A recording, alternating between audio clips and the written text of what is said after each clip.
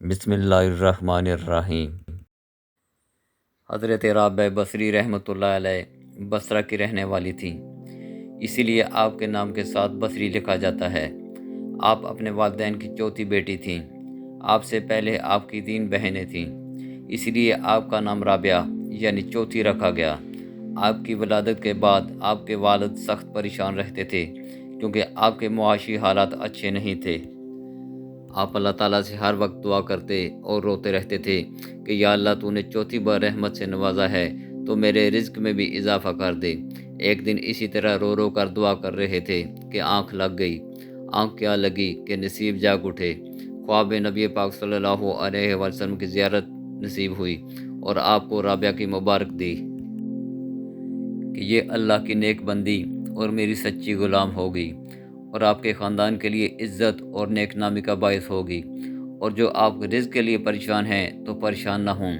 صبح امیر بصرہ کے پاس جائیں اور میری طرف سے ایک خط لکھ کر اس کو دیں جس میں لکھیں کہ ہر روز 100 مرتبہ اور شب جمعہ 400 مرتبہ جو تم درود پاک پڑھتے ہو وہ ہماری بارگاہ میں پیش کیا جاتا ہے، لیکن اس شب جمعہ تم درود شریف پڑھنا بھول گئے۔ اب اس کا کفارہ یہ ہے کہ وہ آپ کو 400 دینار دے۔ صبح جب آپ کی آنکھ کھلی تو یہی خوشی کیا کم تھی کہ خواب میں آقا دو جہاں صلی اللہ علیہ وسلم کی زیارت نصیب ہوئی ہے۔ آپ خوشی سے پھولے نہیں سما رہے تھے، سب غم بھول گئے۔ چنانچہ آپ نے نبی پاک صلی اللہ علیہ وسلم کے حکم کی تعمیل کرتے ہوئے ایک کاغذ پر نبی پاک صلی اللہ علیہ وسلم کے کہے ہوئے کلمات لکھے اور امیر بصرہ کے محل کی طرف چل پڑے۔ جب وہاں پہنچے تو باہر کھڑے دربانوں کو وہ خط دیا اور کہا کہ یہ امیر بصرہ کو دے دیں۔ امیر بصرہ نے جب یہ خط پڑھا تو پھوٹ پھوٹ کر رونے لگا کہ آقا کریم صلی اللہ علیہ وسلم کی زبان مبارک پر میرا نام آیا ہے اور میرا درود پاک پڑھنا قبول کیا جاتا ہے۔ چنانچہ اس نے اپنے دربانوں سے کہا کہ جو شخص یہ خط لایا ہے اسے فوراً اندر لے آئیں۔ جب آپ اندر آئے تو امیر بصرہ نے آپ کا ماتھا چوما اور رابعہ بصری کی مبارکباد دی اور کہا واقعی میں اس شب جمعہ درود پاک پڑھنا بھول گیا تھا۔ اس نے فوراً 400 دینار آپ کو دیے اور 1000 دینار غرباء میں تقسیم کر دیے اور کہا کہ آج کے بعد آپ کو جب بھی کسی چیز کی ضرورت ہو میرے پاس ہی آنا۔ اس کے کچھ عرصہ بعد رابعہ بصری کے والدین کا انتقال ہو گیا اور بصرہ میں سخت قحط پڑ گیا، تو آپ کی بہنوں نے بصرہ سے کسی دوسرے شہر جانے کا فیصلہ کیا، تو راستے میں آپ اپنی بہنوں سے بچھڑ گئی اور ایک ظالم شخص نے آپ کو اپنی تحویل میں لے لیا اور بازار میں لونڈی بنا کر فروخت کر دیا۔ آپ کا آقا آپ سے بہت محنت اور مشقت کا کام لیتا تھا، لیکن اس کے باوجود آپ دن میں اس کے کام کرتی اور رات کو عبادت الہی میں مشغول رہتی۔ ایک رات آپ عبادت میں مصروف تھی اور گریہ زاری کر رہی تھی کہ آپ کے آقا کی آنکھ کھل گئی اور سوچا کہ آدھی رات کو کون رو رہا ہے۔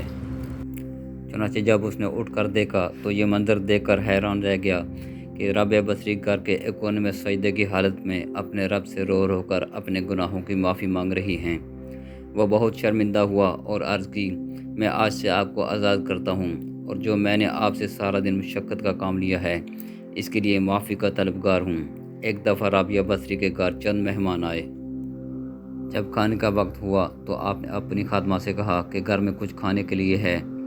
خادمہ نے کہا صرف ایک روٹی ہے۔ اتنے میں ایک فقیر نے دروازے پر دستک دی کہ اللہ کے نام پر کچھ کھلا دو۔ آپ نے خادمہ سے کہا یہ روٹی اس کو دے دو۔ خادمہ حیران ہوئی کہ ایک روٹی تھی، وہ بھی فقیر کو دے دی، آپ مہمانوں کو کیا کھلائیں گی؟ تھوڑی دیر بعد دروازے پر پھر دستک ہوئی، پوچھا کون؟ آنے والے نے کہا میرے مالک نے آپ کے لیے کھانا بھیجا ہے۔ پوچھا کتنی روٹیاں ہیں؟ بولا 5۔ آپ نے فرمایا یہ ہمارا کھانا نہیں ہے، کسی اور کا ہے، آپ غلطی سے ادھر آ گئے ہیں۔ تھوڑی دیر بعد پھر دروازے پر دستک ہوئی، پوچھا کون؟ بولا میرے مالک نے آپ کے لیے کھانا بھیجا ہے۔ آپ نے فرمایا کتنی روٹیاں ہیں؟ بولا 7۔ آپ نے فرمایا نہیں، یہ ہمارا کھانا نہیں ہے، آپ غلطی سے ادھر آ گئے ہیں۔ مہمان بھی یہ سارا منظر دیکھ رہے تھے۔ خادمہ بھی حیران تھی، یہ آپ کیا کر رہی ہیں؟ جب بھی کوئی کھانا لاتا ہے آپ واپس بھیج دیتی ہیں۔ اتنے میں دروازے پر پھر دستک ہوئی، پوچھا کون؟ بولا میرے مالک نے آپ کے لیے کھانا بھیجا ہے اور کہا ہے یہ رابعہ بصری کے گھر دے کر آنا۔ آپ نے پوچھا کتنی روٹیاں ہیں؟ بولا 10۔ آپ نے فرمایا ہاں، یہ ہمارا کھانا ہے۔ مہمانوں نے حیران ہو کر پوچھا کہ پہلے 2 دفعہ آپ نے کھانا کیوں واپس کیا؟ آپ نے فرمایا میں نے فقیر کو 1 روٹی دی تھی، اور اللہ کا وعدہ ہے جو میرے راستے میں 1 خرچ کرتا ہے میں اس کو 10 دیتا ہوں، اور مجھے پورا یقین تھا کہ اللہ مجھے 10 ہی دے گا، اسی لیے میں نے وہ پہلے والا کھانا نہیں لیا۔